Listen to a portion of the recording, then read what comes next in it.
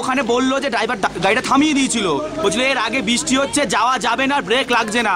তখন আমাদের বললো যে তোমরা চলো, তাও জোর জবরদস্তি ওরা আমাদের নিয়ে এসছে।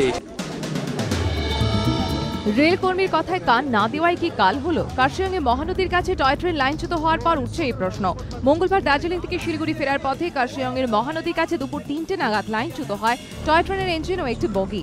আহত হন চালক সহ 6 যাত্রী। नहीं दे रहा रेलवे, कोई सपोर्ट नहीं दे रहा है, कोई नहीं कुछ हेल्प कर रहा है। ऊपर से रेलवे के स्टाफ जो ड्राइवर है वो बोल रहे हैं कि हमारे पास तो कोई कांटेक्ट नंबर ही नहीं है।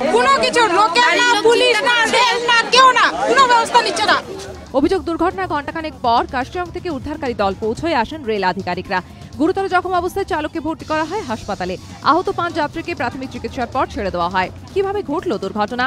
যাত্রীদের অভিযোগ ব্রেকের সমস্যা হচ্ছিল, কিন্তু তা সত্ত্বেও চালানো হয় ট্রেন।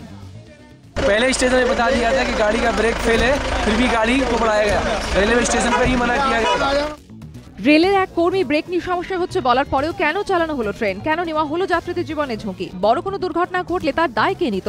উঠছে প্রশ্ন। রেলের কর্তাদের সঙ্গে বারবার যোগাযোগ করা হলেও এই নিয়ে কোনো প্রতিক্রিয়া মেলেনি।